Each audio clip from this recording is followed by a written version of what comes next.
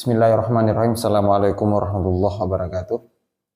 Sahabat-sahabat Arajuan dimanapun kalian berada, Alhamdulillah kita masih dipertemukan. Saya doakan semoga sahabat-sahabatku senantiasa dalam lindungan Allah Subhanahu wa Ta'ala, dalam keadaan sehat walafiat, serta segala sesuatu dilancarkan oleh Allah Subhanahu wa Ta'ala.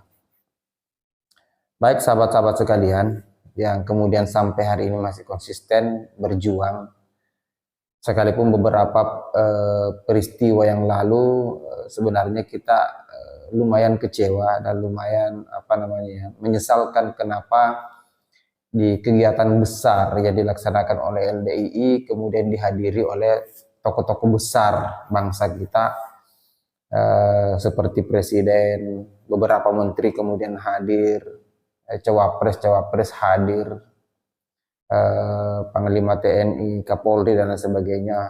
Mereka adalah orang-orang besar dan kemudian harusnya lebih bisa mengkanter kelompok-kelompok atau ajaran atau ormas yang kemudian sudah terindikasi melakukan gerakan-gerakan kesesatan di di tubuh Islam. Karena pada akhirnya kelompok-kelompok inilah yang kemudian akan menjadi penyakit di masa akan datang. Kita tidak bisa memungkiri bahwa gerakan mereka yang ada di LDII ini adalah gerakan yang kemudian sudah turun-temurun mereka lakukan, sekalipun organisasi-organisasi mereka sebelumnya atau nama dari organisasi mereka itu sudah diubah sedemikian rupa sampai pada akhirnya berubah menjadi LDII. Bukankah misalnya Darul Hadis sudah pernah dibubarkan karena kesesatannya? Bukankah misalnya Islam Jamaah sudah pernah dibubarkan karena kesesatannya? Dan yang mengurus LDII hari ini adalah reinkarnasi dari orang-orang yang pernah berada di Islam Jamaah. Nah, jadi ya itulah. Tapi maksud saya, ya mau bagaimana lagi? Para tokoh-tokoh kita di negara ini lebih butuh kepentingan politiknya itu lebih penting ketimbang memperbaiki sesuatu yang rusak. Karena saya harus bahasakan bahwa LDII adalah ormas atau organisasi yang secara pemahaman rusak, secara ajaran rusak, doktrinnya itu menyesatkan, doktrinnya itu adalah pemahaman yang keliru. Dan itu yang mereka sebarkan kemana-mana. Terlebih lagi, rakernas yang dihadiri oleh tokoh-tokoh besar kita itu melegitimasi mereka. Lebih memperluas lagi kesempatan mereka untuk menyesatkan banyak orang. Dengan apa? Dengan jualan itu. Bahwa mereka legal, mereka bukan organisasi yang sesat. Ini enak sekali mereka memainkan itu. Nah, di sini saya punya sedikit gambarannya. Jadi sekarang kita lupakan urusan rakernas yang dihadiri oleh presiden, oleh menteri.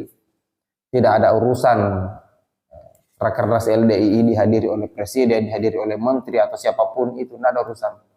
Kita tetap berjuang bagaimana caranya kelompok ormas organisasi LDII itu kemudian pada akhirnya akan dibubarkan oleh pemerintah, dan kemudian ini sisa menunggu waktu. Buktinya banyak kemudian yang berjuang untuk menyuarakan soal kesesatan LDII bermunculan dari mana-mana, dan mungkin salah satunya adalah saya.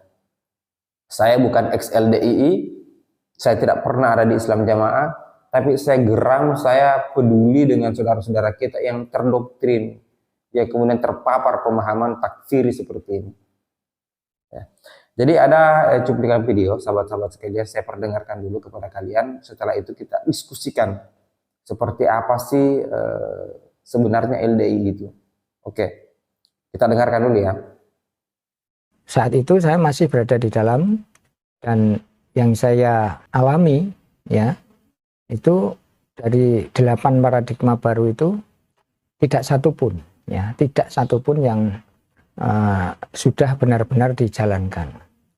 Nah, di antara paradigma baru itu mereka mengatakan bahwa organisasi mereka bukan penerus Islam Jamaah, organisasi mereka tidak menganut sistem keamiran, dan mereka mau menerima ilmu dari luar kelompok mereka dan lain sebagainya, sampai ada 8 item termasuk makmum di belakang imam yang bukan kelompok mereka. Itu ternyata tidak ada yang dijalankan sama sekali.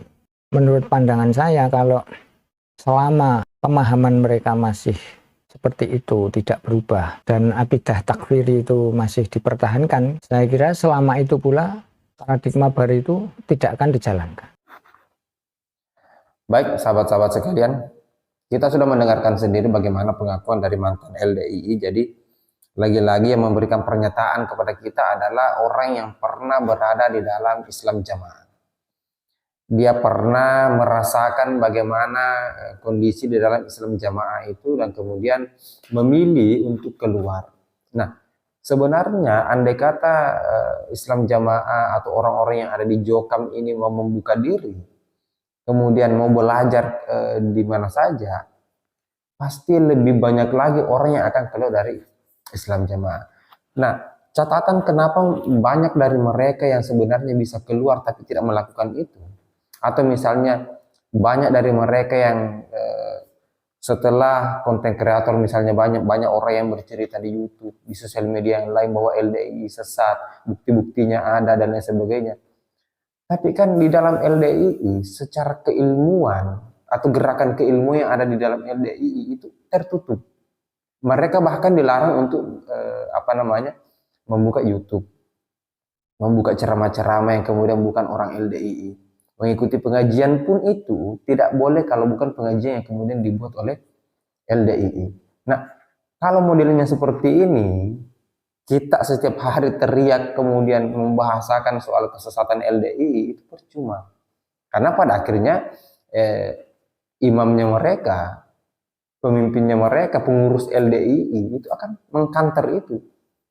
Kenapa misalnya mereka dilarang untuk menyaksikan YouTube atau ikut di pengajian yang dilaksanakan oleh Muhammadiyah misalnya, atau NU misalnya, atau kelompok ormas lain misalnya mengadakan pengajian.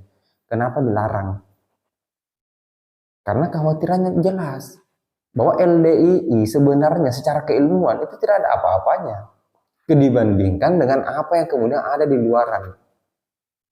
Itu bahkan pernyataan dari si mantan LDII mengatakan bahwa paradigma yang kemudian dikatakan oleh LDII mereka sudah merubah paradigmanya sebelumnya sesat. Mereka rubah ada 8 item paradigma itu, tapi pengakuan dari Islam Jamaah ini, dari mantan LDII ini, itu tidak dijalankan. Kenapa? Karena ya mereka mampu berkamuflase. Mereka mampu mengatakan apa saja ke Majelis Ulama Indonesia, kepada pemerintah bahwa mereka sudah bertaubat, mereka sudah berubah. Paradigmanya sudah berubah. Mereka tidak lagi takfiri. Mereka tidak lagi misalnya melakukan gerakan-gerakan doktrin yang kemudian menyesatkan. Tapi kenyataannya tidak seperti itu. Bahkan banyak orang yang kemudian baru-baru keluar dari LDII speak up membahasakan bahwa mereka yang keluar dari LDII justru diintimidasi, mendapat ancaman, bahkan informasi beberapa yang kemudian saya pelajari, yang saya lihat adalah ada beberapa di antara mereka ini yang diancam untuk dibunuh dan lain sebagainya, halal darahnya, karena dianggap murtad, dianggap najis, dianggap kafir. Seolah-olah mereka sudah sedemikian cerdasnya, mereka sudah sedemikian alimnya, hingga pada akhirnya kesombongan itu luar biasa. Jadi tidak ada urusan Presiden hadir di Rakernas LDII, para menteri hadir, para tokoh-tokoh besar hadir, para cawapres hadir, Panglima TNI hadir, Kapolri hadir. Tidak ada urusan dengan itu. Kita tetap berjuang bagaimana caranya LDII pada akhirnya bisa dibubarkan, kemudian kembali kepada Islam yang rahmatan lil alamin, Islam yang kemudian tidak mudah mengkafirkan orang lain, tidak mudah menyalahkan orang lain, tapi lebih kepada merangkul sesama umat Islam. Saya pikir itu sahabat-sahabat sekalian, saya pikir durasinya sudah terlalu panjang, sudah terlalu sudah terlalu jauh kita membahas soal ini. Saya berharap sahabat-sahabat bisa meninggalkan pandangan kalian di kolom komentar. Mari berdiskusi. Kita diskusikan apa-apa yang kemudian telah saya bahas di video kali ini. Semoga ada manfaatnya. Jika misal video ini dianggap sesuatu yang baik, bisa mengedukasi, memberikan informasi baru, silahkan di-share, silahkan dibagikan. Baik, saya pikir itu akhir kata. Wallahu muwaffiq ila aqwamit thariq. Assalamualaikum warahmatullahi wabarakatuh. Oke.